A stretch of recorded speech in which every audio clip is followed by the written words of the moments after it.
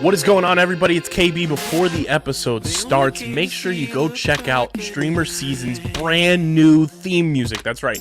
We have full-time, brand new theme music thanks to the newest homie and newest member of the music side of Underground Sports Philadelphia homies. That is Mobley. Stay Volk. His new single is out now. It is linked in the description on YouTube, and you'll be hearing it on audio until we can figure out if we can play it on video on StreamerSZN episodes from here on out. That's our new theme music. Stay Volk. Go download it now wherever you get your music, and go check out the music video on YouTube. But now, let's get into the episode of StreamerSZN. Philadelphia, baby, you're gonna love it. Best sports fans in the world. Actually, the worst, but that's what makes them the best. My, oh my, we have another finale of a show to talk about, and we're gonna get golden with skeletons.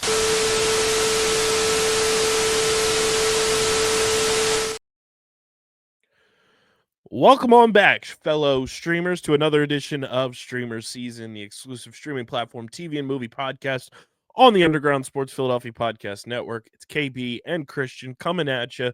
We got a loaded show. We're going to recap the finale of Creature Commandos and give our official grades for yet another show that almost closes the book on our 2024 slate of scheduled programming.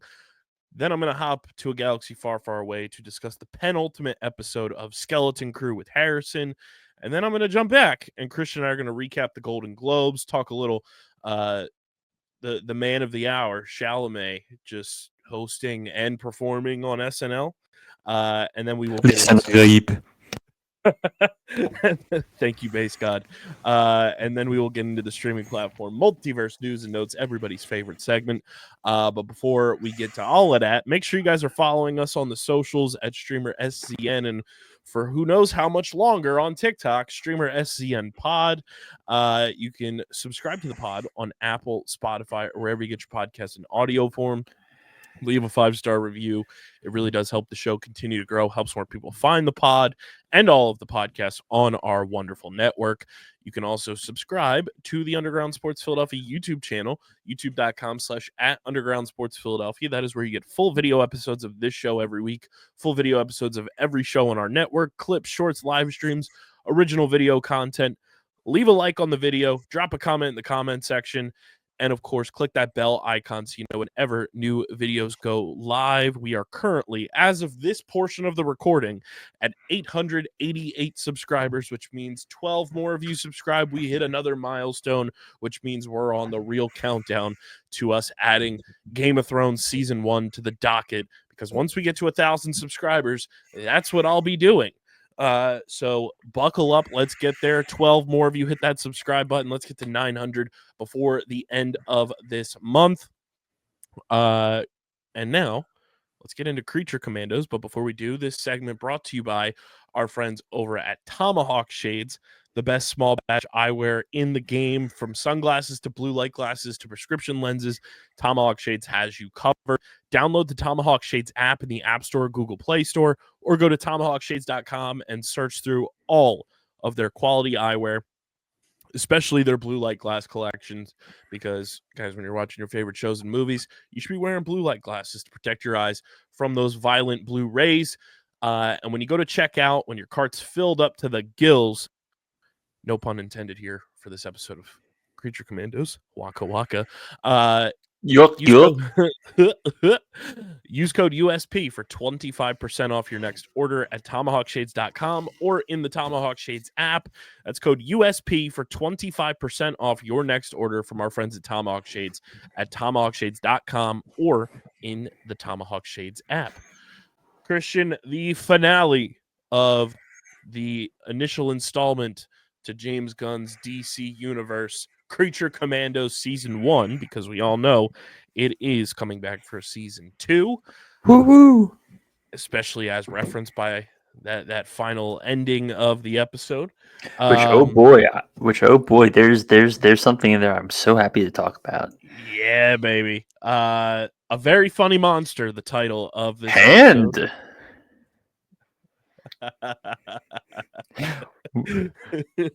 Spoiler warning. The fact that that's there and the fucking robot's back. Oh, spoiler! Oh, Warning! it's gonna be so good. A very funny monster. Matt Peters, James Gunn, Christian. Hit the music. Give us that final spoiler warning for season 1 of Creature Commandos. Bird. Castle. Please stop. No spoiler. Hand. Pause. Go watch. Come back. Each human. Or not. Fake mustache. Enjoy. And there it is, everyone. The ever so famous Christian spoiler warnings. Like I said, a very funny monster. The title of this episode, Matt Peters, James Gunn on this bad boy. So we do get the flashbacks, like Christian and I alluded to last week, that we figured we would get on this episode because we know ball. Nina is born with her lungs outside of her body. What a concept. Her father, Edward, builds a device to help her breathe before experimenting on her, only to turn her into a Piscean mutant. Only to turn her into a merfolk. I can show you the world. After years of homeschooling her, he enrolls her in a private school to help her socialize. However, she is bullied by the other students, leading her to running away and living in Star City sewers until she is captured by the police. And I gotta say, God damn it, can we stop putting lacrosse in a negative light, Christian? What the fuck? I was so excited to grab a screen cap of that and be like, oh, lacrosse and Creature Commandos. Lacrosse is canon in the DCU. And then they act like fucking bitches. God damn it. So in other words, the girls acted like lax bros? The stereotypical type. Yes. The not traditional type. But I was so pissed. I was like, you've got to be fucking kidding me. At Paul Rabel, what is this bullshit? I like Leo meme point. I was like, ooh, lacrosse. And then I was like, fuck. Oh, I was so mad. But she ends up living in the Star City sewers until she's captured by the police. Edward tries to intervene, but that boy got murked right in the chest. That was so brutal. Oof. In the present, Eric finds Task Force M, but the bride shoots him and leaves him for dead, spits right on his face. It's absolute just kinky. Demolished him. I was like, easy boy. Sit, stay.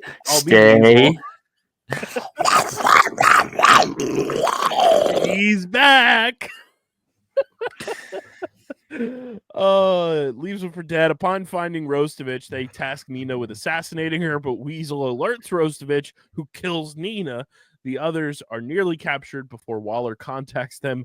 Having learned of Clayface's deception, the bride privately confronts Rostovich, revealing she learned how the latter used Clayface to trick Waller and Flag before killing Rostovich. Sometime later, the bride, Phosphorus, Nosferatu, Khalees, Weasel, a rebuilt GI robot. Who looks like a fucking unit, by the way. Fucking unit. And King Shark form a new iteration of Task Force M. So are we getting Stallone to do King Shark voice, please? I fucking hope so. You have funny haircut. He's like a fucking toddler. I love him. But it's an interesting touchstone in terms of James Gunn bringing the old and the new. In terms of, we had the first Suicide Squad referenced in terms of Corso Maltese and Rick Flag Jr. being killed. Mm-hmm. But nothing else is really explicitly mentioned outside of the events of the end of the Peacemaker season. And I was having this discussion with a friend. James Gunn had said, once something is mentioned, it's canon.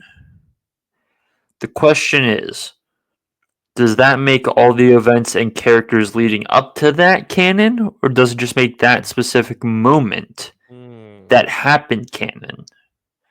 Because that's my question about this King Shark. It was, okay, we're getting King Shark. Is this the exact King Shark from that Suicide Squad, and so hence Idris Elba and all those characters are canon too? Because Weasel also is technically said as having survived that. And it's voiced by Sean Gunn, which he was in the live action. Well, Sean Gunn's always going to voice something, but I'm curious about to what extent is it being canon, given that we can likely assume, given that Weasel's there, that King Shark is also there. I'm writing this down to clip at about the 9-minute mark because I will tag James Gunn in that. It's an interesting paradox because as I said, Gunn has said that once it's mentioned, it's canon. But given we're referencing movies and entire TV shows, and specifically, we now have 2 characters that have shown up from that movie who are still alive. One, and the death of one of the characters. How much of that movie is now canon? I think will be an interesting test of what Gunn is willing to commit to, and also a question of, okay, how far is this pseudo retconning going? Mm-hmm. Because we can toss out basically almost every Snyder and whatever thing, because Gunn has teased that Blue Beetle to a level is canon. Mm-hmm. We'll assume Peacemaker is canon, because not only is Peacemaker just loosely referenced, but we're making another season of Peacemaker. Mm-hmm. So I don't think he specified that as DC Elseworlds, and then even then, if it's not canon, then who killed Rick Flag Jr. if we're not calling Peacemaker part of the canon? So it's the interesting question of, I think Gunn has thought it through to a certain degree. I just don't think he's publicly said that.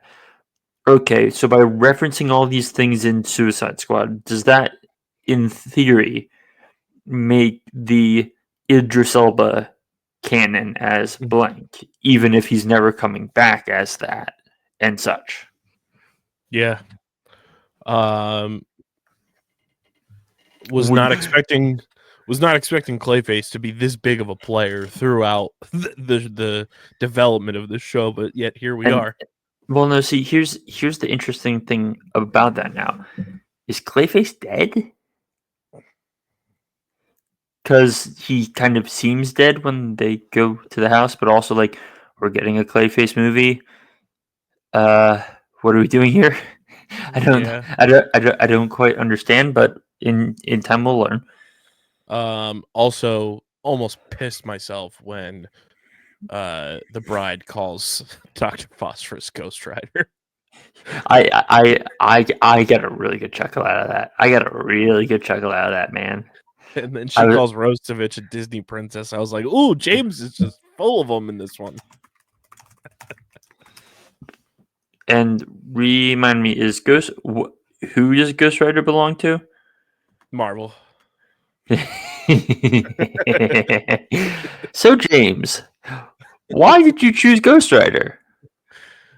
2 references to Disney in this one episode, which was just great. Yeah. I don't know how long until we'll actually get it explored, but Weasel's deep-founded mental connection to blonde women because of the child. We all have our types, Christian. We all have our types. What's yours, Kyle?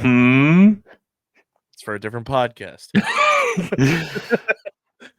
Underground bonk arrows. Tune in next week, guys. Call him daddy. Meow. Woof. And then we also get a post-credit scene where Eric recovers from his wounds and takes refuge with the old woman living near Victor's mansion. It was very much a how do I phrase this? It's kind of a fuck you post-credit scene. Yeah. But it's also like just wonderfully stupid. Eric lived to survive and tell the tale of him getting hawk to-ed by the bride. This is pigeon shit.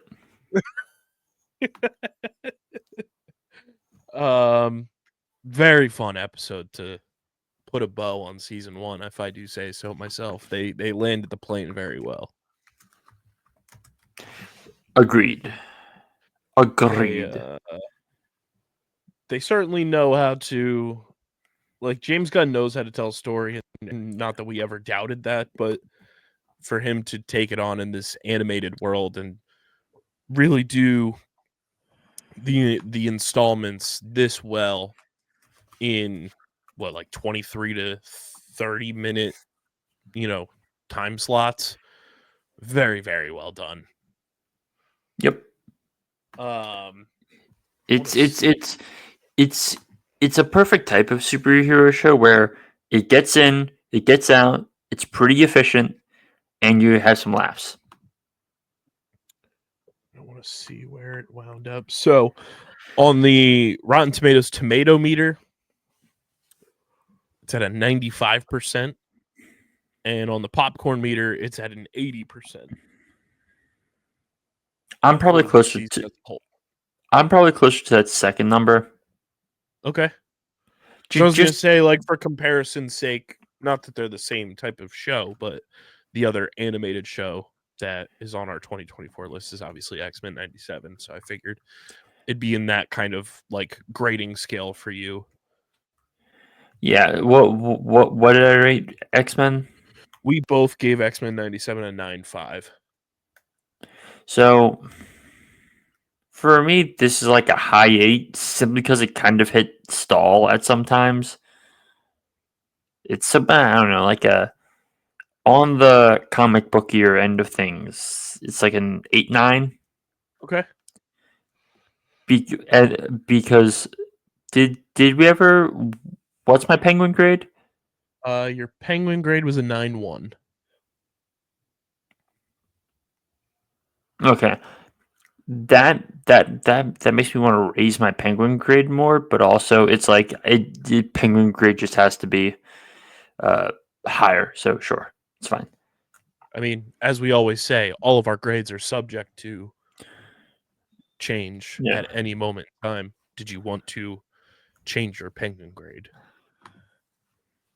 I'll leave it as for now. 8-9. 8.9. I think I'm gonna go with you. I'll give this an 8.9 as well. Very enjoyable, very like fun and easy to follow along with, and like I think for something that does have so many storylines popping at you at once, to make it very easy to digest and follow is a testament to how good the show is. So I think 8.9 serves it well. It's getting a season 2, which we're excited about. I think going into season 2, looking back as this episode was ending, I said we should have done this at the beginning of season 1. We got to do it for season 2.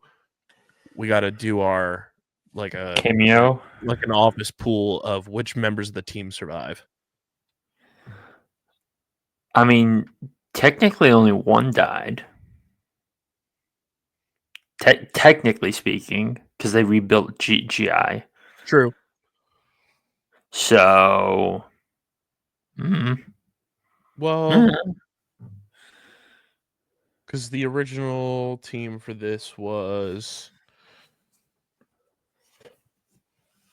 Phosphorus, Bride, Nina, Weasel, Flag. I mean, Flag's not dead. Right. I'm just going through the list of like the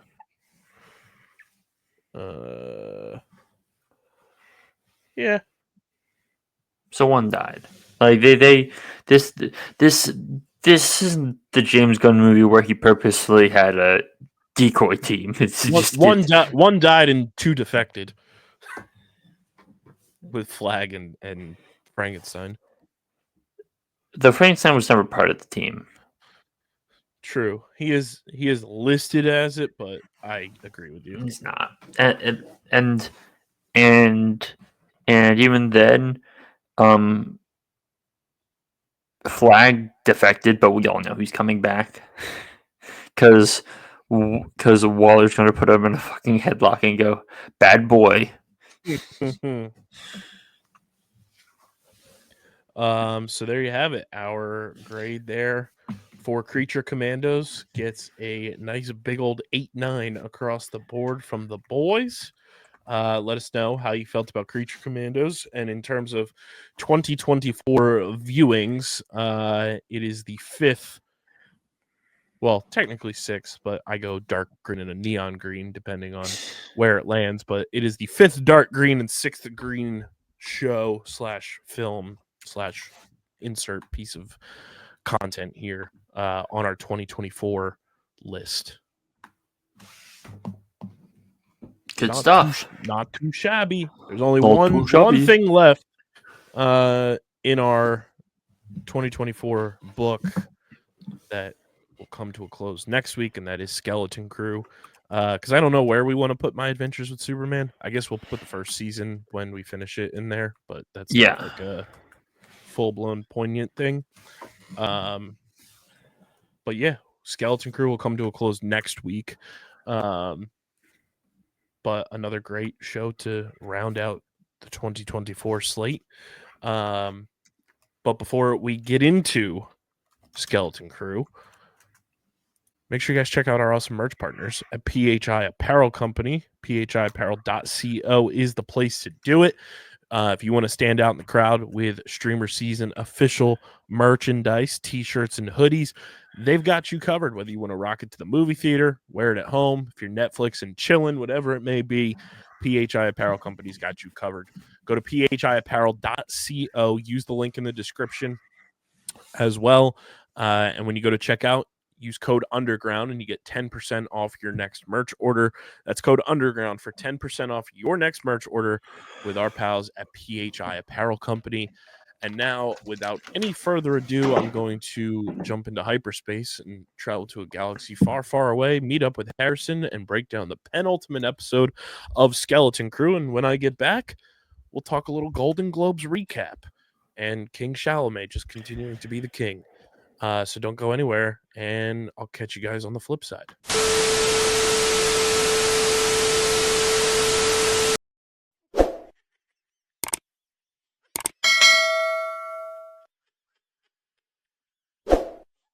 How we doing, Space Pirates? Welcome back to another StreamerSZN Skeleton Crew segment with KB and Harrison. The penultimate episode of Skeleton Crew on Disney Plus, the newest installment in the MandoVerse of Star Wars. What a wild, wild penultimate episode that gets us to kind of where we talked about last week, Harrison, where it's like, all right, let's get back to the planet and then back to Ad-Atten. But man, one more episode and we still have so many questions of how this is going to unfold and kind of process and still connect itself to the MandoVerse. Yeah. Because to this point, through 7 episodes, we have no clue how it connects. Yeah, and I'm very interested to see how they're going to come in and land this ship, literally and metaphorically. It's been a hell of a ride so far. The cinematography on this episode was out of this world. Peak. And so, yeah, we're just going to have to see how they come in and end it out. But I'm going to remember this show as one of the best that Disney Plus has put out so far. So before we get into it, make sure if you have not watched Skeleton Crew Season 1, Series 1, Episode 7, go watch it now, and let's strap in for another breakdown. So this episode titled, We're Going to Be in So Much Trouble. Lee Isaac Chung, Christopher Ford, and John Watts doing this bad boy. If you don't know Lee Isaac Chung, He directed the blockbuster disaster film Twisters that took the world by storm. He's also worked on The Mandalorian for Chapter 19, The Convert, which Chapter 19 would be Season 3 of The Mandalorian, if I'm not mistaken. Sounds right. So he's in this universe that has evolved from our guy, Jon Favreau, kind of just collecting his core group of directors and creatives for this MandoVerse. Does a great job of working on these bad boys. So the episode goes a little something like this. The parents send a transmitter into outer space, which I do want to say, we nailed that we were going to have to see more of the parents this episode, and we did. The parents send a transmitter into outer space and are busted by the security droids, who Harrison and I joked, very niche joke, but if you are from around the tri-state area and have gone down the shore before, and if you don't know what down the shore means, that means going to the beach. There's a little town called Wildwood, New Jersey, that they have tram cars that go up and down the boardwalk to help transport mostly the drunks and a lot of the kids that don't want to walk, but they let out a bright, loud announcement every time they're in earsight. Watch the tram car, please. Yep. Watch the tram car, please. We have dubbed the security droids the watch the tram car, please. Oh, they absolutely are. All they need is for like one of the parents on that Adam to get absolutely smacked off some real cheap blue milk. The cheapest blue milk you can find, like bottom shelf, almost curdling. Oh, but good enough to get you where you need to be. And that means food poisoning. Yes. The pirates arrive at AT-AT, and at the same time the Onyx Cinder does, resulting in the latter's capture. The pirate Glurb is sent into the barrier and is destroyed by its defenses.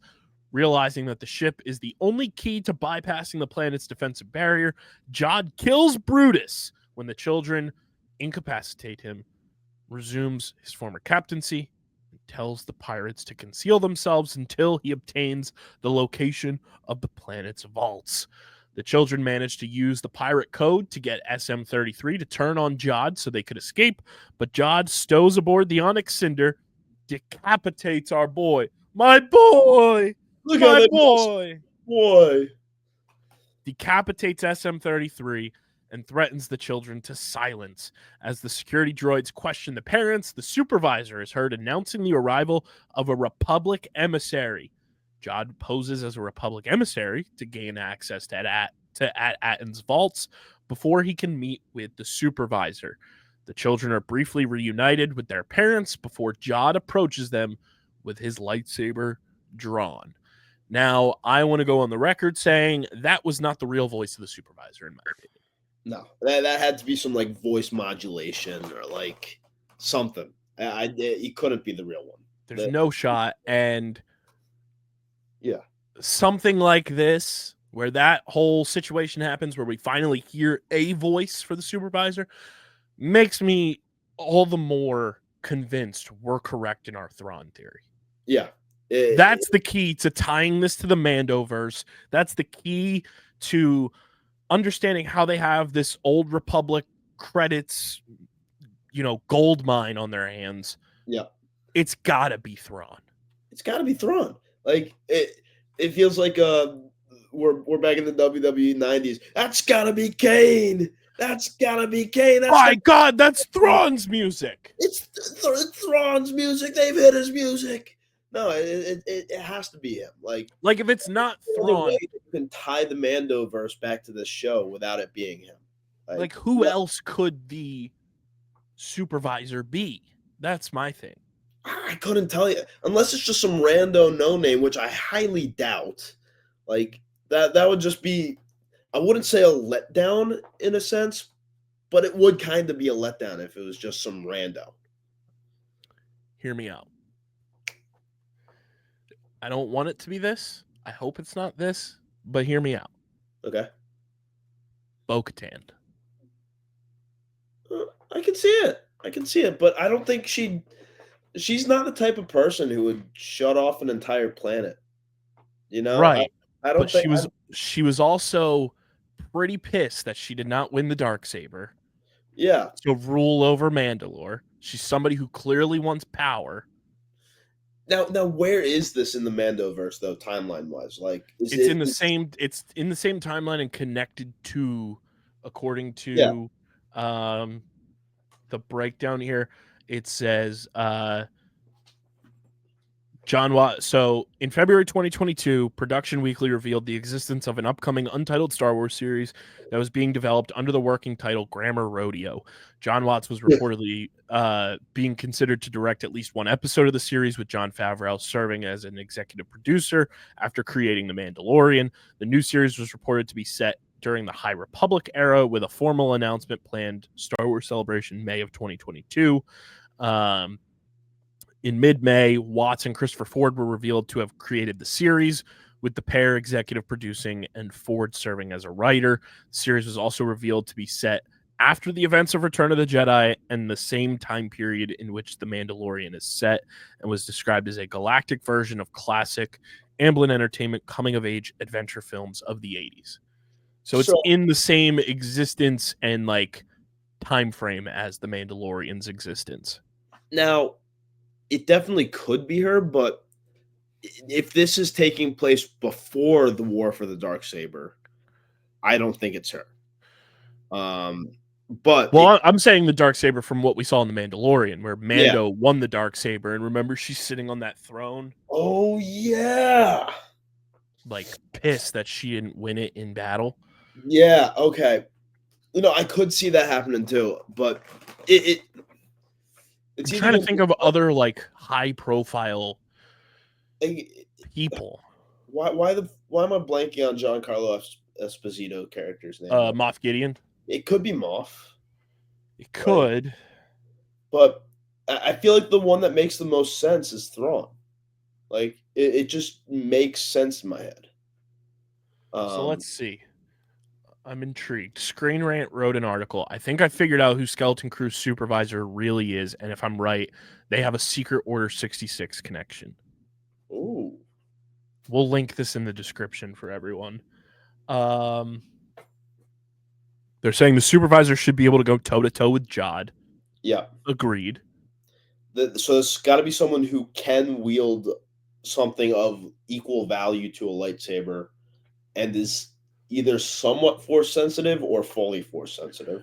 They say Jod / Tak Renod's lightsaber may have once belonged to the supervisor. Good point. Ooh, okay.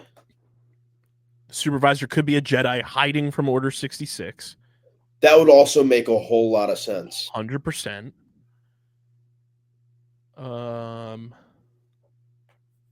Could it be his former master? Whoever the hell that could be. It's Yaddle. I cracked the code. It's Yaddle. Could you imagine?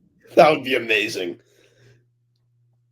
Oh my god, if it's actually Yaddle. Wait. If it's actually fucking Yaddle, I will lose my shit. That'll be the best thing ever. That would be the best thing ever. So they're saying whichever Jedi was the supervisor during Order 66 would have no doubt felt what happened to their peers and would grow very, very paranoid about being discovered themselves.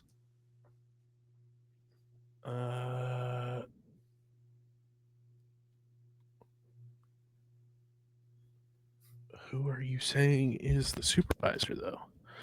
Are they just talking in circles? Like, yeah.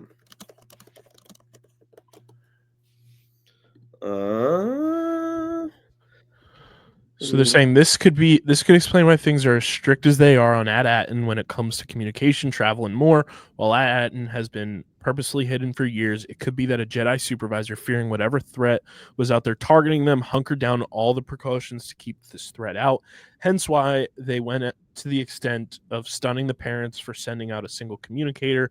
AT-ATN would be keeping them hidden from Order 66, and it would be the perfect place to continue hiding.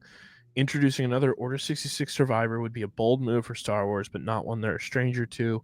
It's also the easy. Blah, blah, blah, blah. So they're just saying it's a survivor of Order Yeah. 66. The voice of the supervisor is Stephen Fry, who's a pretty damn good actor in his own right. Yeah. So he looks like the kind of guy who would like. He kind of looks like oh god, he looks like the Cal Kestis's master. Now, here's another thing that He's Collider is bringing up, saying that is Tak Renna the supervisor. Oh, he's just playing like the long game? Because his ship was buried within At-Aten, so he like reached the Yeah. planet and stayed there to safeguard the treasure. Because obviously in the one episode when they're like going into that room where they had to throw the credit into the acid, like that's the most valuable thing is treasure. Yeah. That could be. But then it's like, what is Tak Renna connected to Ooh. in terms of the MandoVerse? Like, does Tak Renna know Mando? Like, I'm also thinking like we're gonna see like Din Djarin's like fucking boot, and we'll hear the Mando theme play at some point in this finale. Yeah, I can see that. Yeah, that's definitely how the show is gonna end.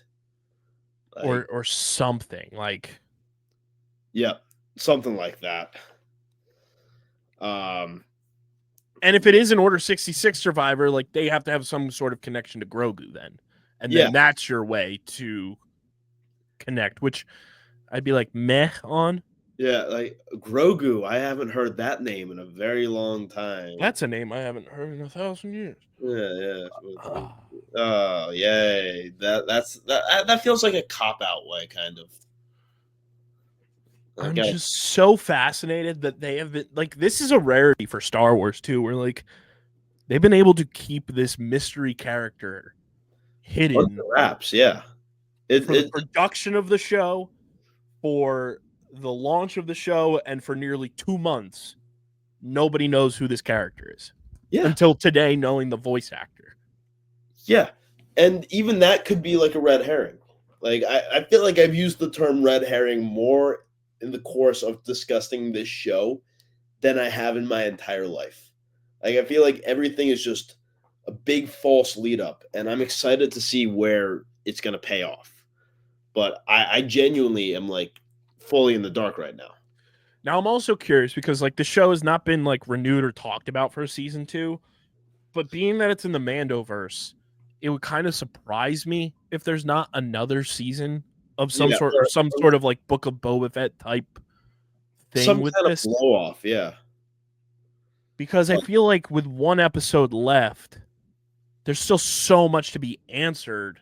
Yes. In not only just like this show's like run, but also just the entire like connection to the universe existence of Skeleton Crew.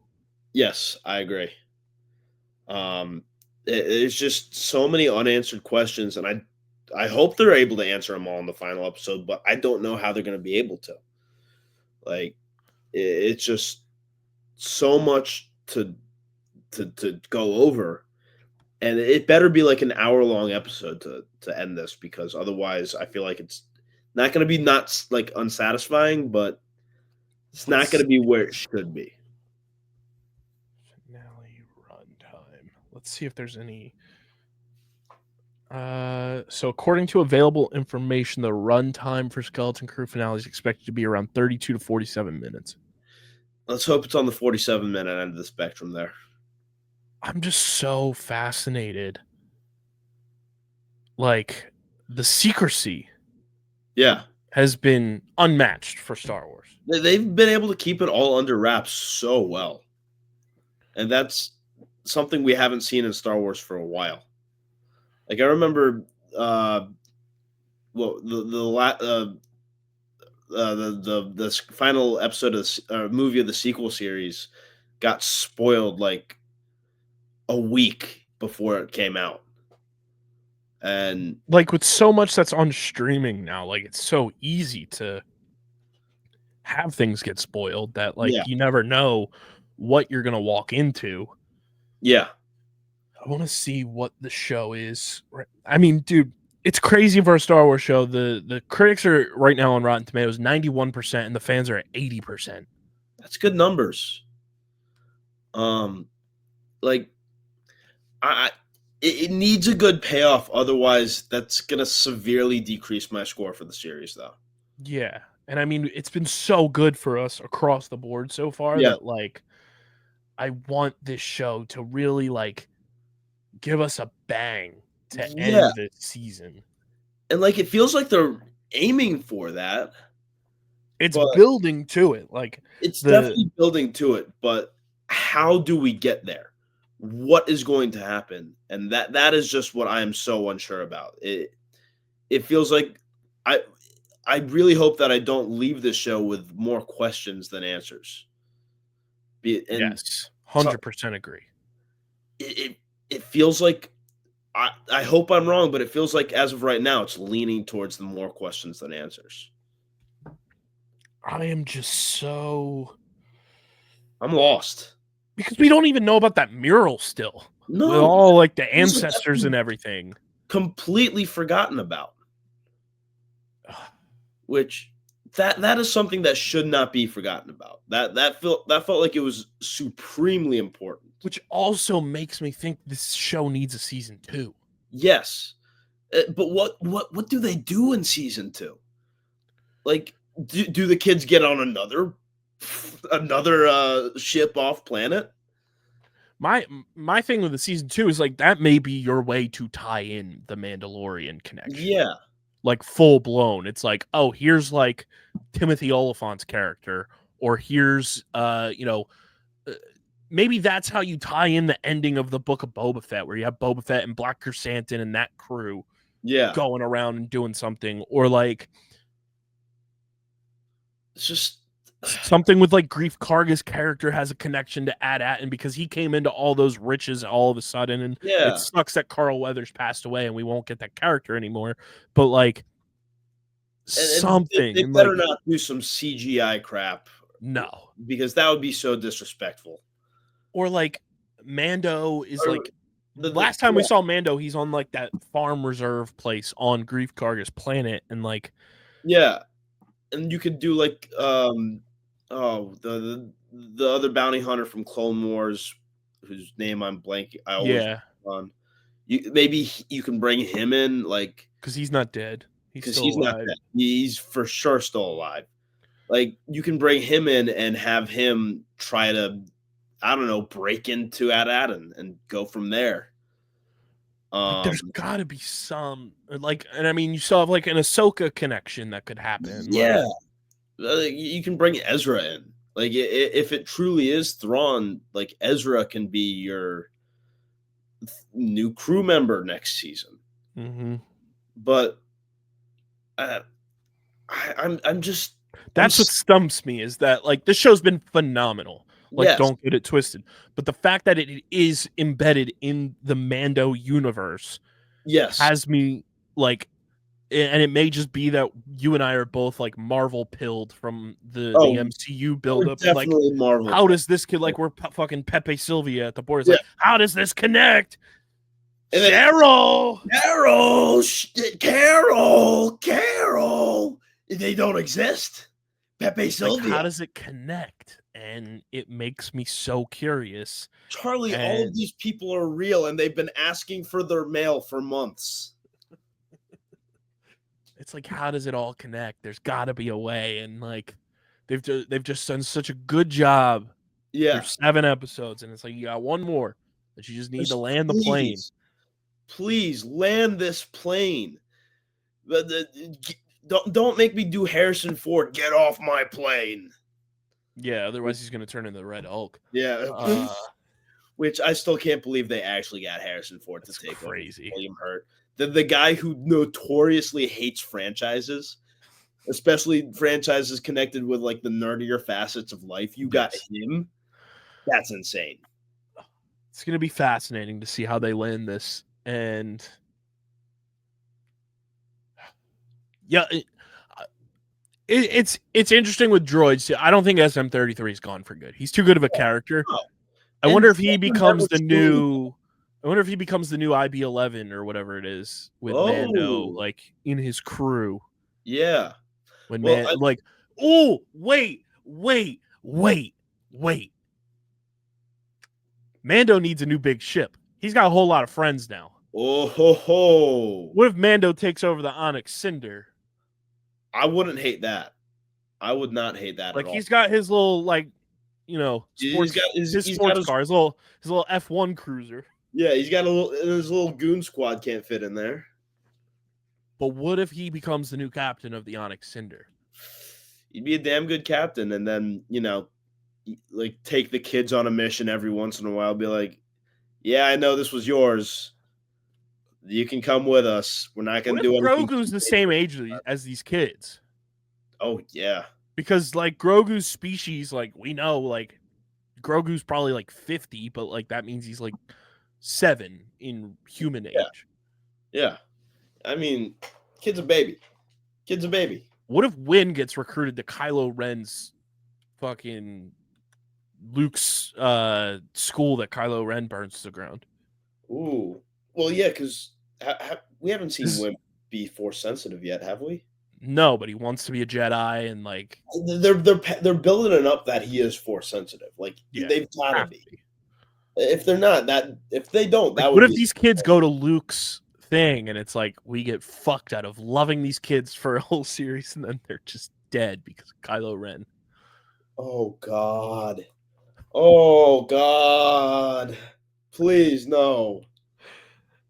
Because that's what's going on right now. It's like Luke is building that school, and he hasn't quite made the whoopsie of turning on his lightsaber at young Ben Solo yet. Because I think that's the biggest whoopsie in all of Star Wars, other than Anakin trusting Palpatine. Man, yeah. Or what if like they're trying to see if these kids are Force sensitive, and like Dr. Pershing comes through and is like testing their midichlorian count or something. That would be something. Like I know midichlorian is it's a sensitive topic for a lot of you pansy Star Wars fans. You Star Wars purists. Get these midichlorians out of my Star Wars. Shut the fuck up, you fucking babies. It's George Lucas's series. If he says the Force comes from midichlorians, the Force comes from midichlorians. You fucking pansies. Not in my Star Wars. Back in my day, the Star Wars the Force was all around you, and you had to be extra special to use it. It came from the sand. Midichlorians, no. You just had to be one. I ain't taking no midichlorian jab. Get that away from me.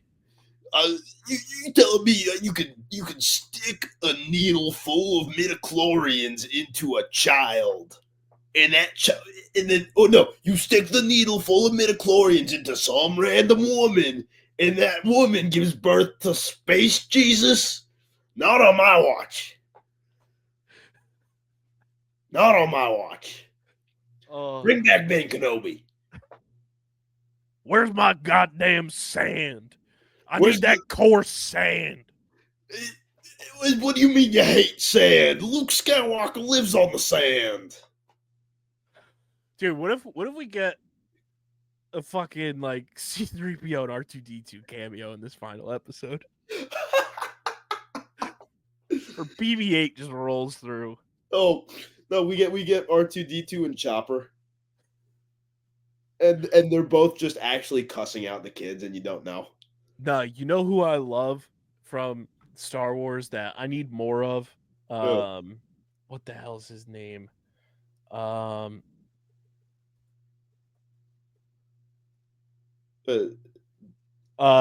Frik. The goat? Hey! Babu Frik fucking rules. The greatest character to ever be introduced in that sequel series. Oh, Kylo Ren, great. I don't even have an issue with Rey. I know a lot of motherfuckers out there have an issue with Rey. I don't got an issue with Rey. No. Finn is a dope character. Babu Frik is the goat. The goat. Hey. So awesome. Just noises. Not even words. He's so Italian, it's ridiculous. He's Italian coded. Like hey. Well, I banged the meatball off of the droid. Babu Frik is just shortened for like Babu Frick Antonio or something. It's freaking Babu Frik Antonio. Babu freaking where's the gabagool? Hey, Hey. Oh, whoa, hey. You telling me this droid needs to be reset in order to read the knife? Babu Frik is You all totally get an Eagles. the knife? Babu Frick's totally an Eagles fan because he loves Nick Sirianni and the Big Dom. Hey, Big Dom, he's a cousin. Hey, go Birds! Hey, We go to a family reunion. We don't even speak no words. It's just hey.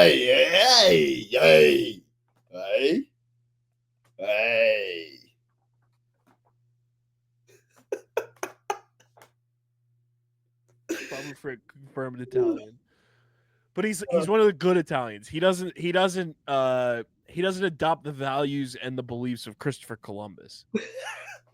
What, you telling me Christopher Columbus ain't no Italian hero?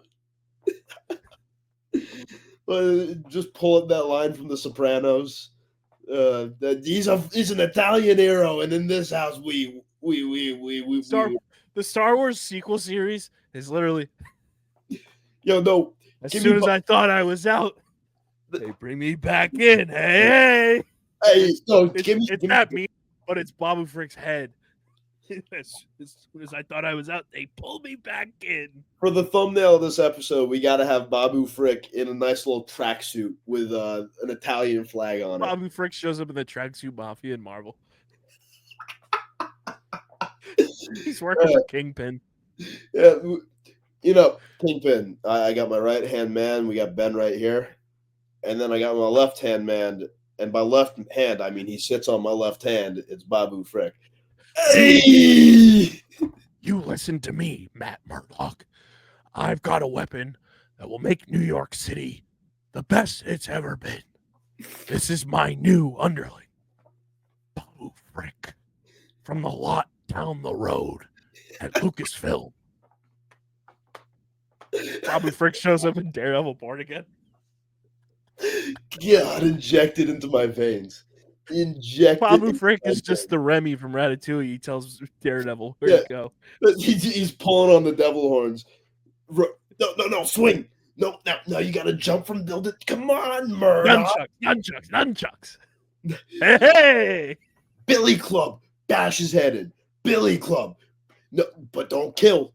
You go to jail for that, Murdoch. Oh man, what a breakdown! All that to say, Harrison, episode 7 of Skeleton Crew gets a what rating from you? To recap, you've given episode 1 an 8.2, episode 2 an 8.3, episode 3 an 8.5, episode 4 an 8.7, and then episode 5 and 6 you gave 8.9s. I'm gonna go down. I'm gonna go down to an 8.7 for this episode, just because I've got so many questions now. But I give this segment a 10 out of 10. This segment's a fucking 12 out of 10. What do we talk? Hey! God damn it. You said 8.7. I'm gonna go right with you. I think it's an 8.7. Yeah. Like, very good episode, very fun, like backstabby, like bait and switch, cloak and dagger episode. But if there was, it would have gotten 1.3 more if Babu Frick was in this episode. Absolutely. Hey, it would have gotten 11.3 more. It would have been a 20 out of 10. Absolute 20 out of 10. An awesome episode. One more episode next week, and hopefully we get Thrawn. Hopefully we get Mando. We get Babu Frick. And if we don't get Babu Frick, we riot. We riot. We ride at dawn for Babu. But I'm very excited to see how this show kind of puts a bow on what we have seen and how it all evolves. We said it. We said it first. We said it first. Let us know in the YouTube comment section who you think the supervisor. What if the supervisor's Babu Frick? Yo. Oh my god, I'm crying. I'm actually crying. He just walks out of the room. Hey. Not only is he Italian coded, but he is Borat coded. Yes. Hey, My wife. Hey. my droid. Hey, I come to make a movie. make the movie that I make droid read not. I am supervisor not. With that being said, Christian and I are going to come back and we're going to break down the brand new Wallace and Gromit movie, which has no speech whatsoever. What a perfect transition. We'll see you next week for the finale breakdown of Skeleton Crew. And with that being said, here we go to Wallace and Gromit land.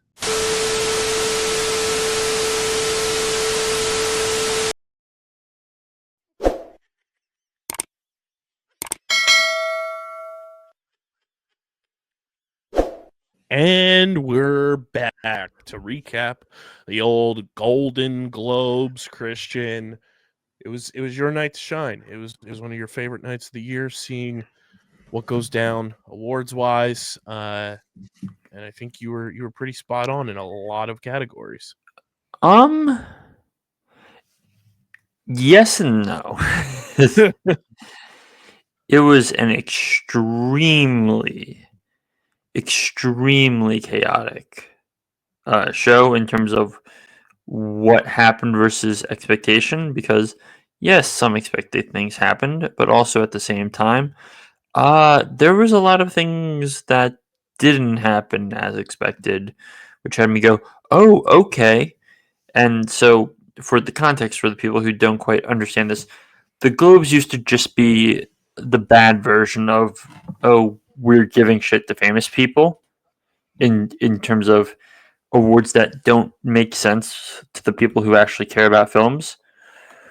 Whereas now they've kind of weirdly swung in an entirely different direction, where a few years back, after a massive controversy, they updated their first they sold themselves, and then they expanded membership and everything, became a much more international, diverse body. And now they're kind of fun on the movie side in terms of they're not really making bad, boring, annoying, hate-worthy moves as much. And we kind of just have like a lot of fun going like, what random shit are the Globes going to do? And you go, oh, when we get a surprise, like, for example, they gave the award to Sebastian Stan. They gave the award to Fernando Torres. They gave it to Flo. These are all wins where it's like, those wins are sick. Those wins are cool. Those wins are deserved.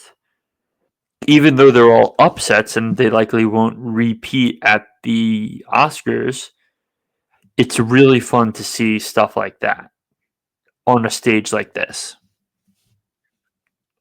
Yeah, and Nikki Glaser was fucking hilarious. Yeah, so I pulled something up to talk about this.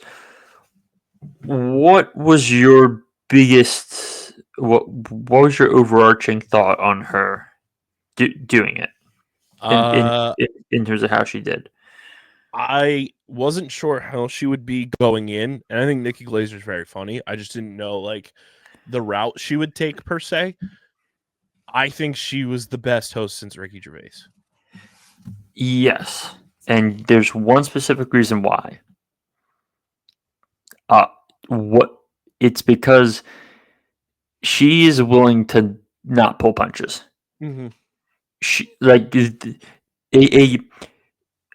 award show host shouldn't be scared. And now, sure, if you look at the list of jokes she shared that got cut, man, I would have loved a few of those. But even then, it's just like, I don't know. Like she took plenty of good shots. The jokes didn't extend their welcome, and I'm sure when we get to the Oscars this year, Conan O'Brien hosting them, Conan's not going to be as roasty. Conan's still going to be pretty fun, I think. So I am looking we may this may be the first time in a while where both award shows have a good host and they've done good. I want to quickly share a few of the Nikki Glazer jokes that got cut. Do you have the list in front of you? I don't. Okay, so I'm going to send you the tweet that has them. Okay. And I want you to pick your favorite as I read off a few of them. Squid Game is a show where people starve themselves while ruthlessly competing for the ultimate prize. Oh, wait, no, sorry, that's the show. That one should have stayed. That's good. Yeah. The film Anora is nominated for 4 awards tonight. It's been called the most unflinching look at sex work since Matt Gaetz' payment history. Love that one.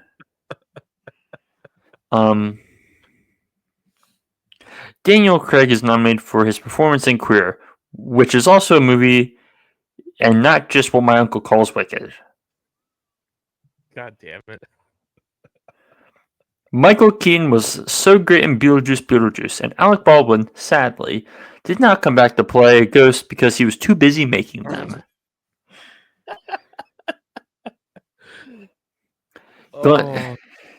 Glenn Powell was nominated tonight for Hitman. Who would have thought that by the end of the year you'd only be the second hottest hitman in America?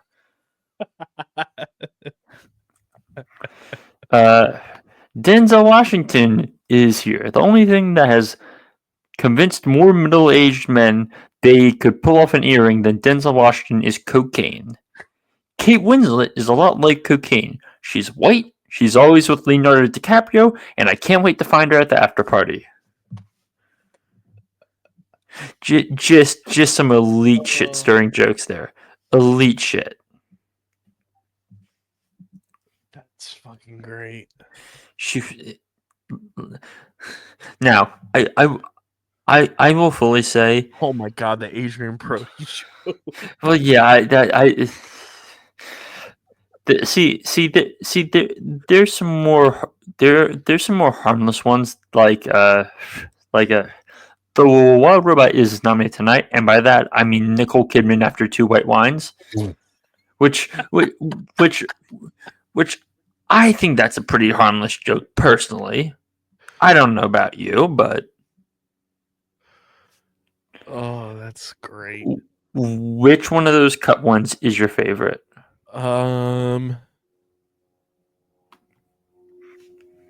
Let's see.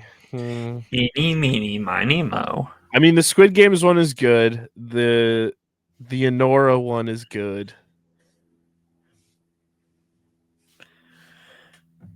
The Glenn Powell one is good. Her Amy Adams one is also very good. Read it aloud for the class. Amy Adams is nominated for her performance in Night Bitch, while I was totally stumped for my performance in Day Slut. A+. Very good. So she was great. I like Nikki Glazer a lot. I think she's very talented and very funny, and she handled the hosting duties like it was a roast, and she was great in the Tom Brady roast as well. And I think she should get the hosting duties for that show more often. I mean, I think she probably secured them with how well things went over in general. Mm-hmm. So I tend to agree with you there. She was great. I think a lot of these award shows too, like, not that the hosts like control like whether or not the show is good, but like it certainly can enhance it to a new level if the host is good. Yeah, a good host makes a show even better.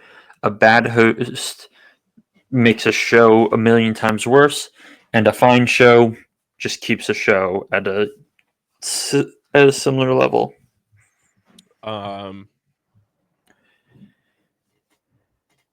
Any big surprises from the awards for you that really like stuck out?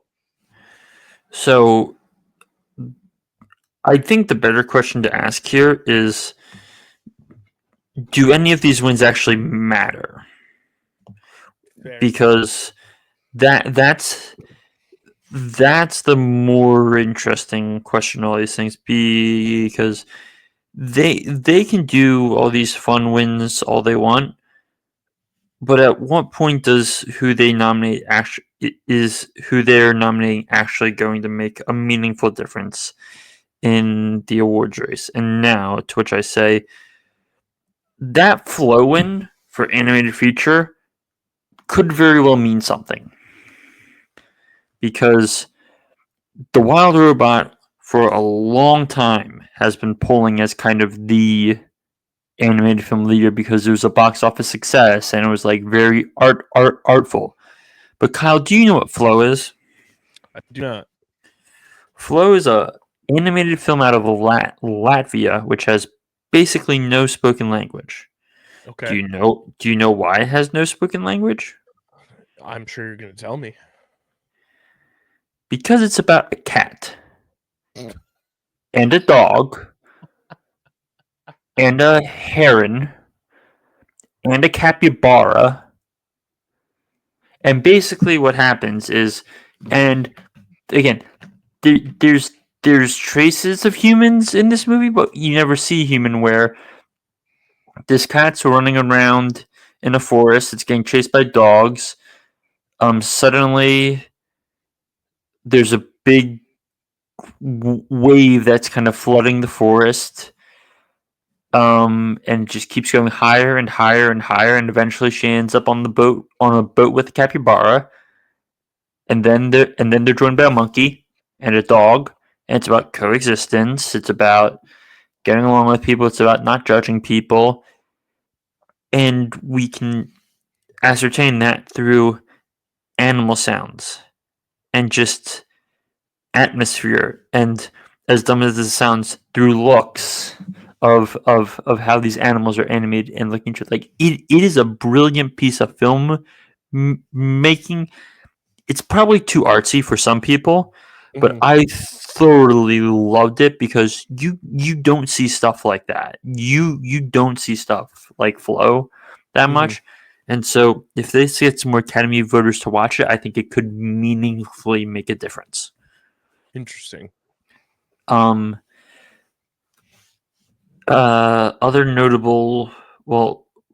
reasonably notable ones, I should say, because there is a few ways to think about this, where Adrian Brody winning for drama has set has set a certain level of what to expect going forward in terms of this awards race for Best Actor between him are kind of polling as the top two for who's likely to win Best Actor. And Timmy's obviously on the press tour to end all press tours.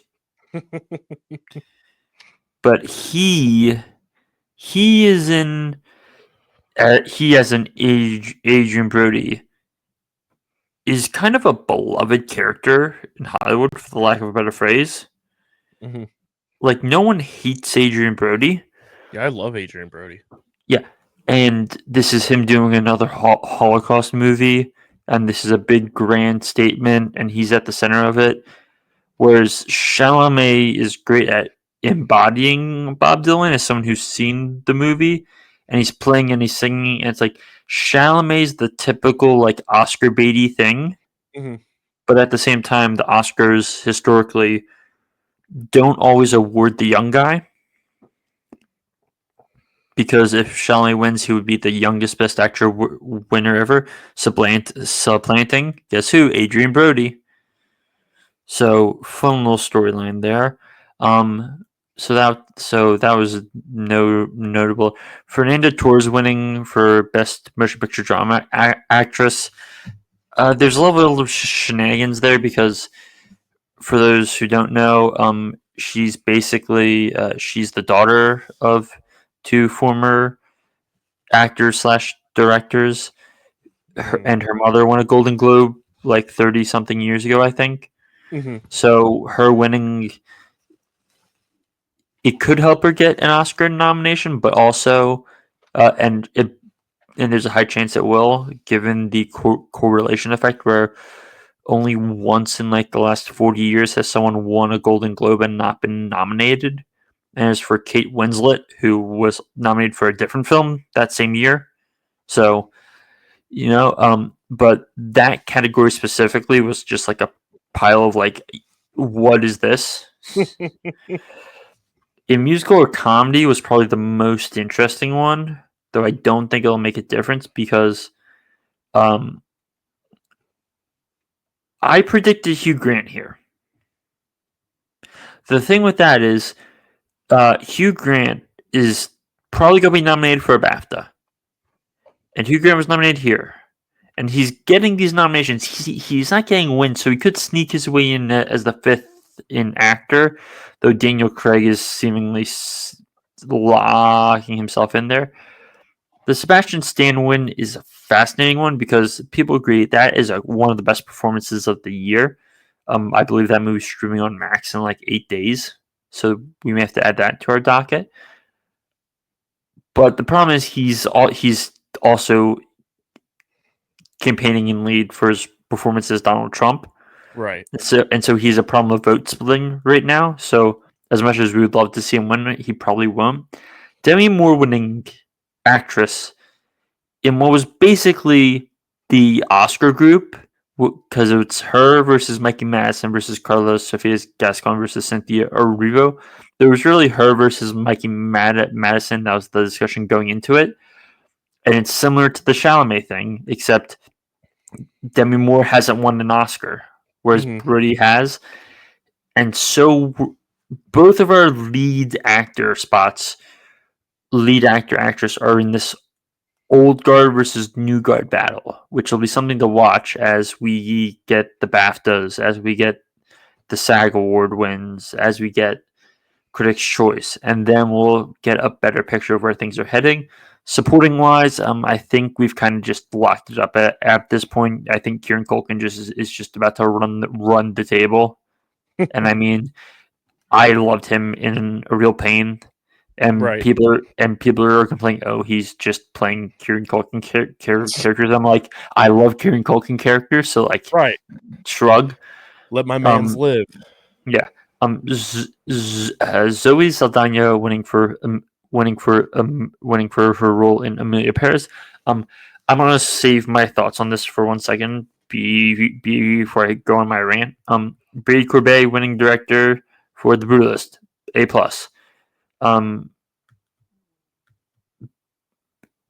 Trent Reznor and Atticus Ross winning score for Challengers over The Brutalist. Wonderful. Love the Challengers score. Love it. Loved Elton John's reaction to Challengers winning.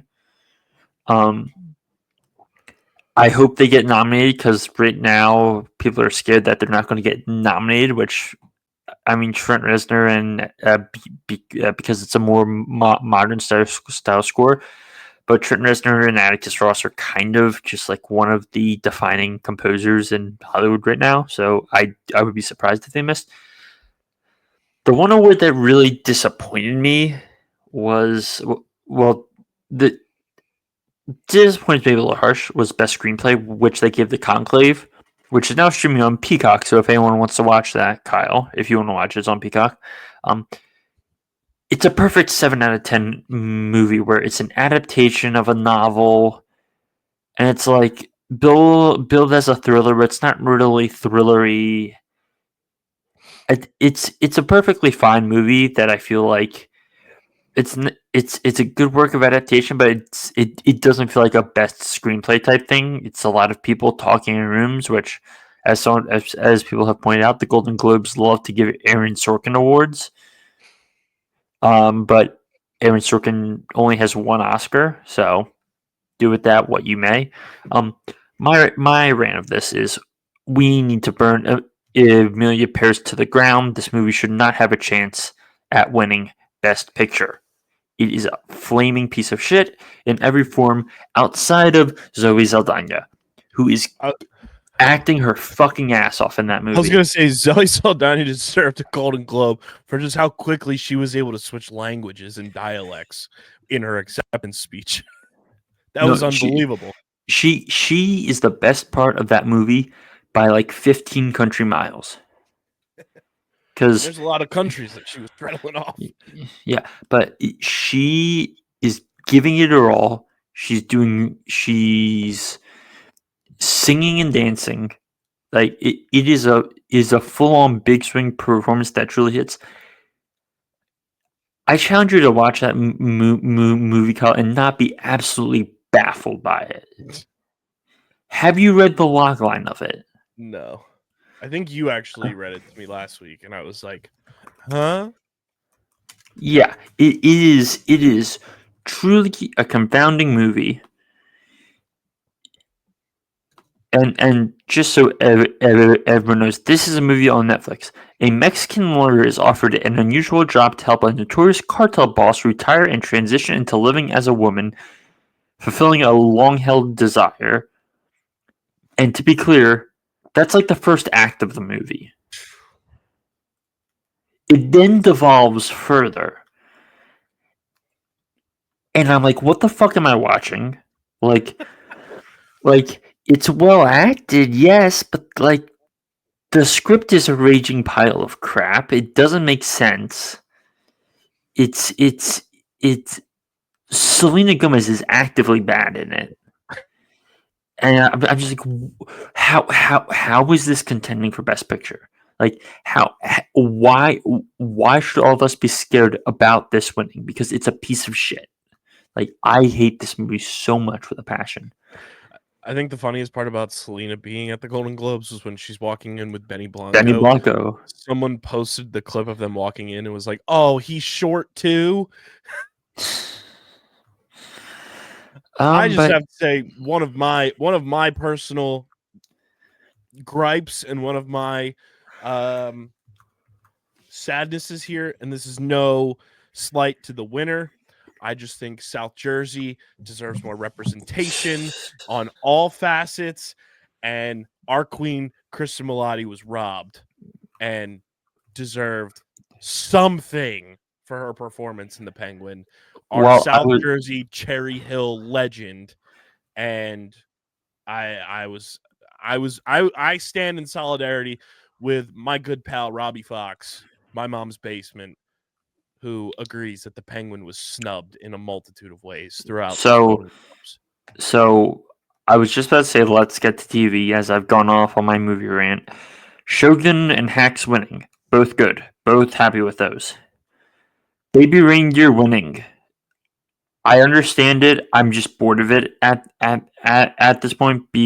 And this is because of how stupid the TV awards are set up, to where the Emmys basically your qualifying period is like July through June, right? Which is so crazy. Whereas the Golden Globes is a calendar year, so you still have this is literally what three of the shows that were nominated for the Emmy, plus The Penguin, disclaimer, and insert Ryan Murphy show here. Mm-hmm. And so I understand why they're giving it to Baby Reindeer in terms of like we're wrapping up the sweep of everything. We can go on now.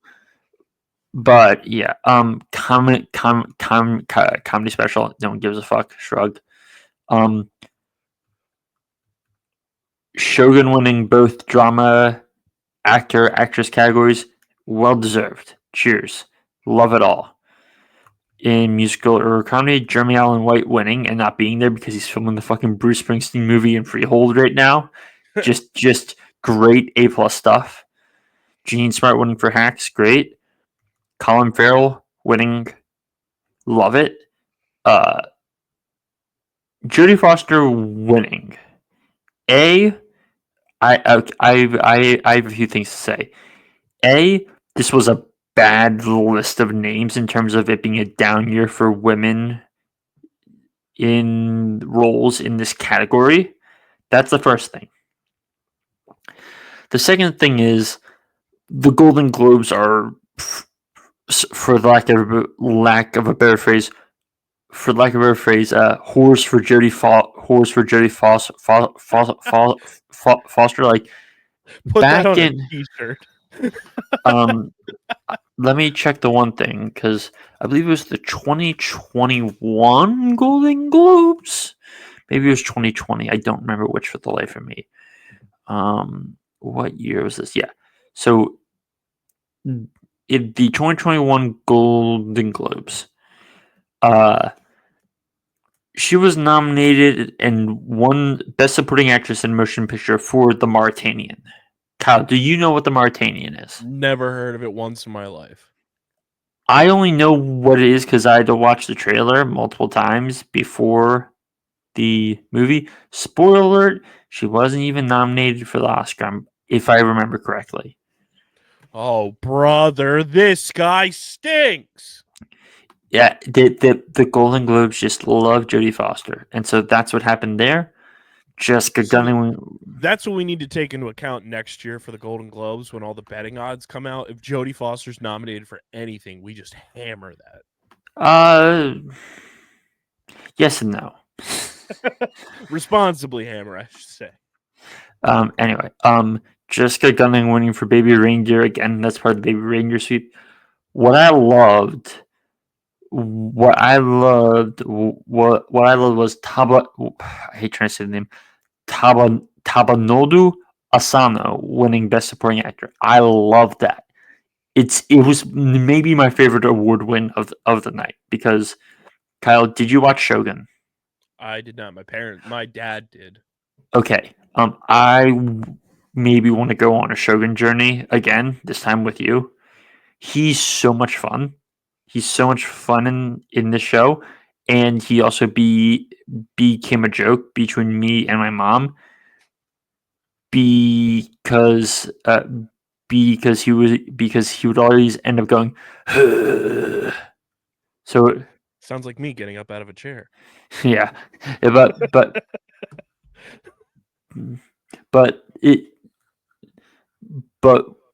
he's so much fun in that movie show. He's great.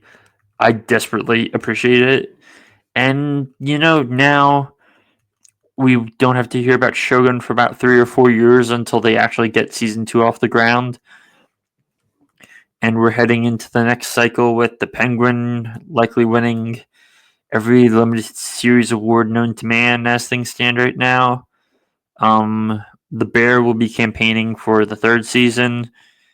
Hacks will have its season out.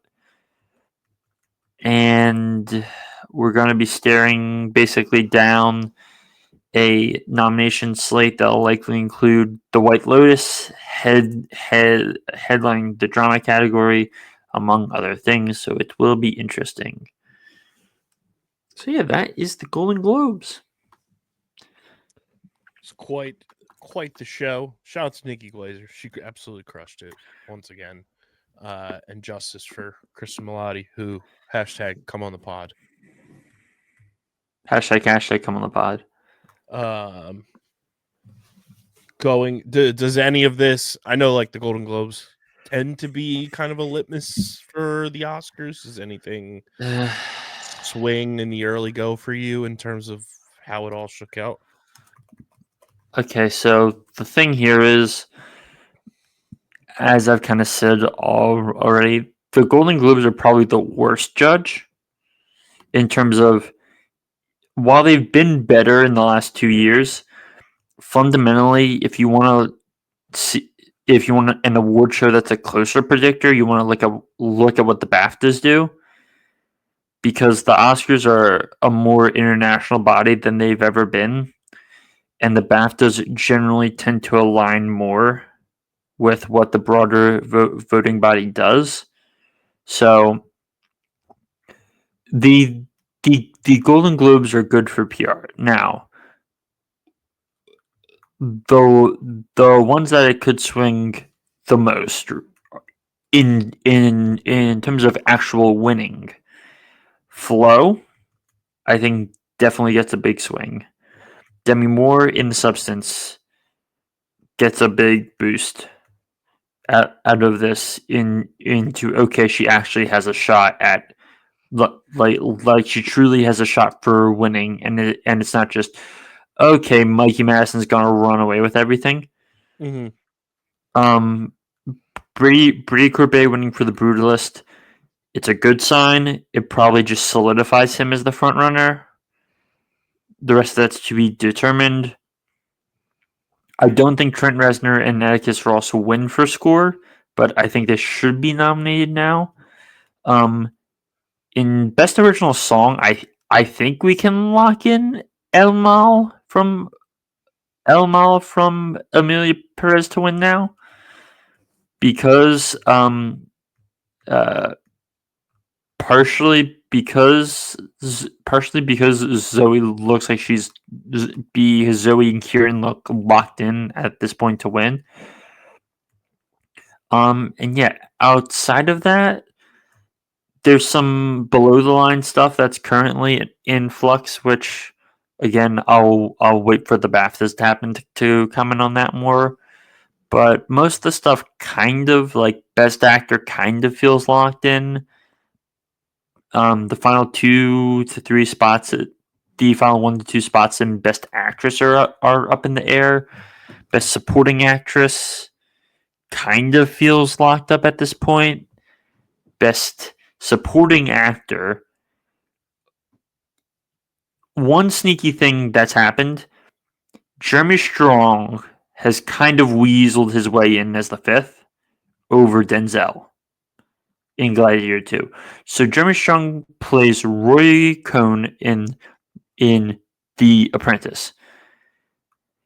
Jeremy Strong has gotten every nomination under the sun. And while he hasn't won, getting those nominations is a good precursor, and he'll probably end up getting at least nominated now. So those, among all the things, are kind of the real notable ones, because you can't really judge the Golden Globes on screenplay because they have one screenplay category, and they don't split them up like the Oscars. And then director, I mean, we feel like Brady Corbet is going to win, but we also may have the director 5 staring us in the face in terms of Corbet, Odiard, Baker, Berger, and Corley Farjat.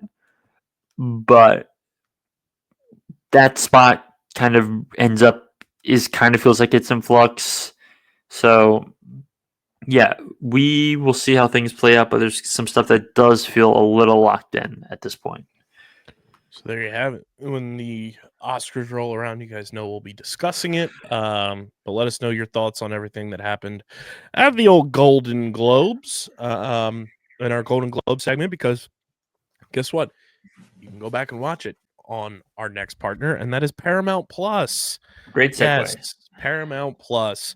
Don't miss a single second of the NFL playoffs. The Nickelodeon broadcast happened today as we're recording this segment of Streamer Season, which is always a fun time. But don't miss a single second of the NFL playoffs, including the AFC Championship game on CBS Live and Paramount Plus. Check your local listings in terms of which games are available for you live and which will be available afterwards. But the NFL playoffs are here. Don't miss a single second of the NFL playoffs, including the AFC Championship game on Paramount Plus. Use our link in the description to sign up for Paramount Plus for free and get watching those NFL playoffs. And you know how we're rocking on this show. It's Go Birds always, baby.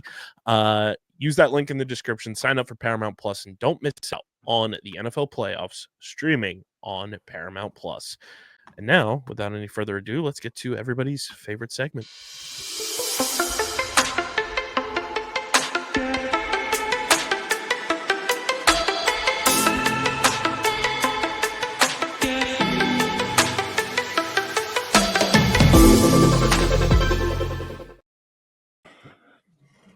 It is the Streaming Platform Multiverse news and notes brought to you by our friends over at Kenwood Beer, the official beer partner of Underground Sports Philadelphia. It's a refreshing light beer, just 4.1% ABV, 120 calories, just 8 grams of carbs.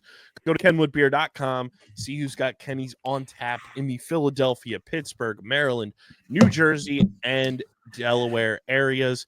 Must be 21 or older to do so. And crack open those playoff Kennies, baby. Kenwoodbeer.com. Must be 21 or older to do so. And of course, please drink responsibly. Christian, I'll start here. Matt Reeves says the Batman 2 main villain will be really surprising. He sees rumors online about who it is. Quote, you just look at them casually and go like, oh, is that what they think now? Interesting. Thanks for the help there, Matt. So what we've been throwing around Freeze, we know Joker's lurking. Mm-hmm. Scarecrow came up because of Penguin. Scarecrow, Quarter Owls. Mm-hmm. Watch them pull out some really random ass shit, and we're just like, what? Timothée Chalamet is hosting and performing on SNL upcoming. Christian, your thoughts? Man, he's campaigning. Yeah. Someone said it would be really funny if he started playing and then Bob Dylan came out. So so you had two Bob Dylans playing at the same time. That would be unreal. Let me see here. The next thing here. So I have a list of everything we know about Batman 2 or the Batman 2. The script is still being written. Matt Reeves admits he's a slow writer and it's the only way I know how to do it. He will he will continue the story and also do something to really surprise people, including the main villain. The Penguin is confirmed to appear and will have 5 to 6 scenes. Matt Reeves is unsure if Greg Fraser will be able to return. We likely won't know for sure until the script is finished. James Gunn debunked the rumor that Clayface and the Scarecrow will appear in the film, so there you go. Michael Giacchino promised to return to score the sequel. James Gunn says it's an Elseworlds project. It's not in the DCU. Scheduled to start filming in Q3 of 2025. It will be another murder mystery. I'm here for it. By all means. In terms of movies that shouldn't exist, why are we getting another Karate Kid movie with Jackie Chan in it? I don't know. Don't you just love it? Oh, here's something fun. A new look at James Gunn's Superman will debut during the Puppy Bowl. Oh, which good choice. Which I was already saying that James Gunn's full trailer would debut during the Super Bowl. Mm-hmm. But I guess something debuting during the Puppy Bowl also works. It's got to be just a crypto full-blown commercial. And I'm not talking that fugazi Bitcoin nonsense. I'm talking about everyone's favorite super dog. Did you see a Superman? A cameraman has been spotted in the background of a Squid Game scene. No. Yeah. Interesting. It's during like the brawl when everyone's in the room. You can see a cameraman just standing behind one of the heads. It can't always go perfectly, can it? Right. It just brings back Game of Thrones when the Starbucks cup was on the table back in olden times. Andy Muschietti says they have a 3-season plan for the It prequel series. Why? In probably some of my favorite news of the week, Coleman Domingo has been cast as the game show host in Edgar Wright's adaptation of The Running Man. Yeah, I'm here for it. Which I would just like to read off the cast of this movie at this moment because it is so so unbelievably fun right now. Starring Glenn Powell, one of the contestants is played by Katie O'Brien, who people may know her if they watched Love Lies Bleeding. She also, for the Star Wars heads, plays Imperial Communications Officer Eliakane. Yep. So, excited for her. Josh Brolin is in it. Lee Pace is in it. Jamie Lawson, who plays Mayor Bella Real in The Batman, is in it. Michael Cera is in it. William H. Macy is in it. David Zayas from Dexter is in it. And now Coleman Domingo is in it, alongside people like Amelia Jones. I'm just like, Edgar Wright getting a great cast together. Taylor's Oldest Time. Can't wait. I think you're gonna like this. This comes from Deadline. Our boy Sebastian Stan says they focused on practical effects over CGI in the Thunderbolts. Quote: The trailer looks like it, guys. We did actual real stunts. When you're watching a truck blow up, it's a truck blown up. It's not CGI. Marvel really wanted this to have its own feel. There were many things in the movie that were actually done practically, and that does go a long way because people are smart. I think audiences they know. I said it once, and I'll say it again, and I stole this from someone else who said it. Sebastian Stan is the MCU equivalent of Robert Pattinson, a guy who has made a shit ton of money in major franchises and just spends his time outside of it making fun, smaller projects and doing actually interesting stuff. Compared to Tom Holland. Anyway, but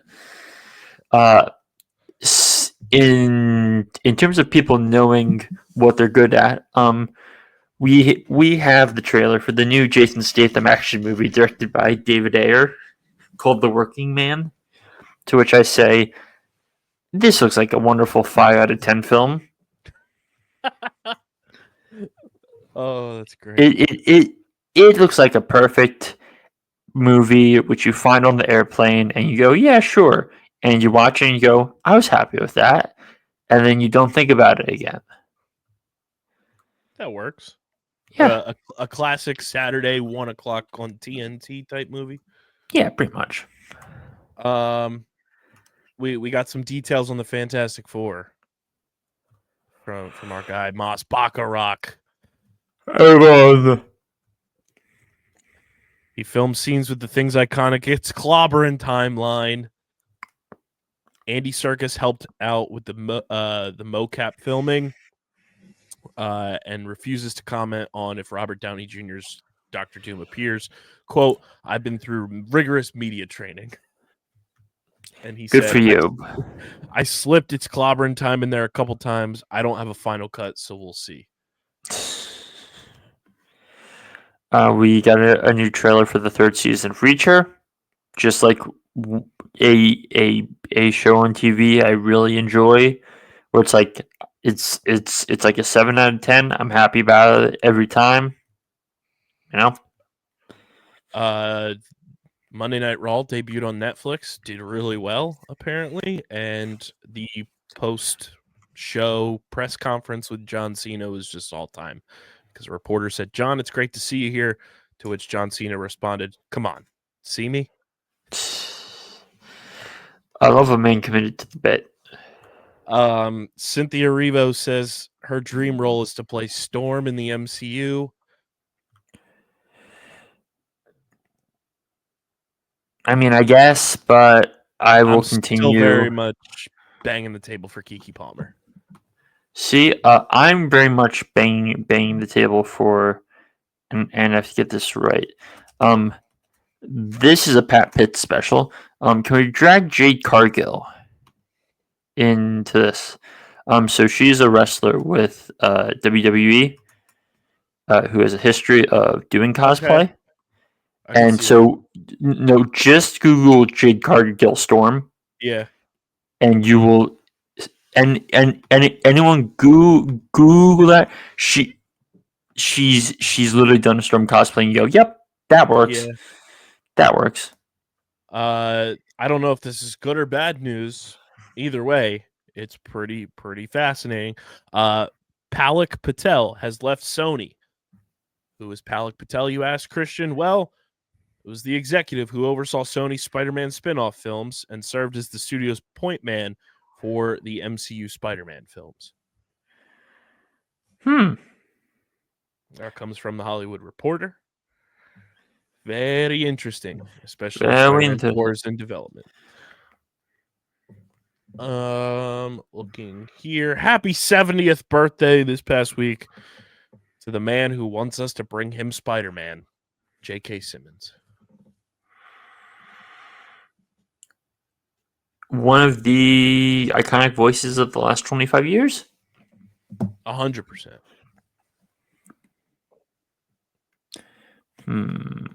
Cillian Murphy will not appear in the first film of the 28 Years Later trilogy.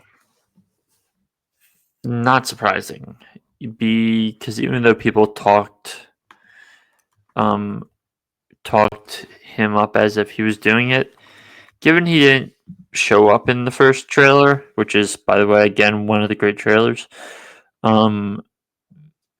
it shouldn't be surprising.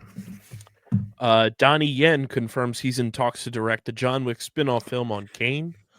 Quote, I think both the fans as well as the studio want this to happen. So, in other words, acting and directing in it.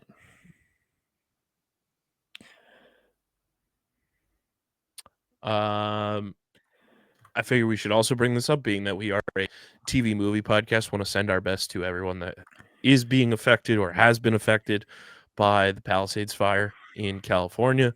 We will do our best to find the best resourceful links and everything and pop them in the description to share those resources. But I do know a few people who have been affected, and sending everyone who has been affected our best from our entire company to everybody in California.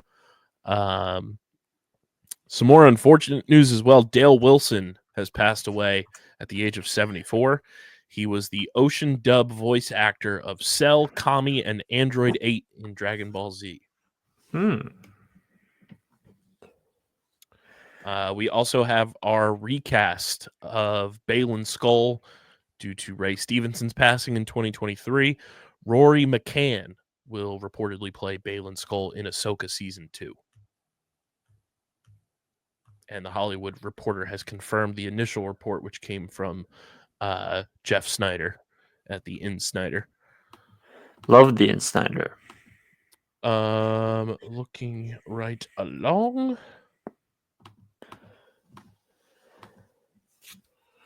One more thing. Here's our feel old moment of the pod. 26 years ago this week, The Sopranos premiered. Oof. Feels bad. Just real bad. And I do have 60 movies that are releasing in 2025. Ooh. Would you like me to give the as quick as possible rundown of said movies? This comes from our pals at Culture Crave. I mean, I think I have a list of longer if I just pull up the movie release schedule site that I go to. So I'd say maybe just skip it. Fair. We'll retweet it. We also got a new look at Dave Corenswet as Superman, looking absolutely dashing. Christopher Nolan's The Odyssey reportedly has a $250 million budget, one of his most expensive films ever. To which I say, it'll still make its money back. The Penguin. Oh, this is also huge. To me, Robbie Fox also said this. Give Lauren LaFranc a blank check. She's the showrunner for the Penguin and said she would be honored to make another spinoff for the Batman if it's something unique and different. Quote, for me, it's just about making sure I can find a personal connection to that character. The Joker. That's what I felt like when what I found with Oz. And then And then in that world, I was able to bring in Sophia and all these other characters. It's always seeking something personal. And if I can latch onto that, give her a blank check and just let her run the Batman spin-off TV shows forever. Yeah, see, the only issue is I would love for her to do it, but I think we need a second Batman movie to even be able to say, like, Oh, hey, of you should course. be doing this. Like, eh? But if she's interested, I see no reason to not let her kind of be part of it. Shrek 5 will now release December 23rd, 2026. And Minions 3, Christian, has been pushed up to July 1st, 2026. Black. That is all we've got for you guys on this one. We will be back next week with the Skeleton Crew finale. We'll be watching Wallace and Gromit's new film on Netflix, and whatever else comes across the docket, we'll be talking about it right here. And I will be working to get the voicemail line up for this show, so definitely stay tuned for that. So you can leave us a voicemail on the pod. Be sure to subscribe to the podcast on Apple, Spotify, or wherever you get your podcasts in audio form. Follow us on the socials at StreamerSZN, and for who knows how much longer, but TikTok, StreamerSZN pod. You can follow Christian at the Wiz_PHI. You can follow me at KBIZZL311. Subscribe to the Underground Sports Philadelphia YouTube channel as well, youtube.com/@Underground Sports Philadelphia. That is where you get full video episodes of this show every single week, full video episodes of every show on our network, clips, shorts, live streams. Original video content is also the place where you will see the ever so highly anticipated original piece of content coming to our YouTube channel titled The Premier Decision, where I make my selection on a Premier League team, which, Christian, we did get recommended 2 movies from my good friend Neil based on this. One of those movies being Green Street Hooligans, and the other being Goal 2, Living the Dream. Add it to the list. So I will send you the info on that as well. But we were recommended those by my good pal Neil. But the Premier Decision, January 29th, is coming to our YouTube channel. So definitely stay tuned for that. But there's been another edition of Streamer Season, the exclusive streaming platform, TV and movie podcast on the Underground Sports Philadelphia Podcast Network. For Harrison, for Christian, I'm KB.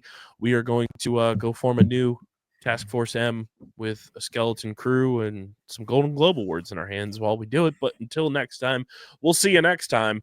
Peace.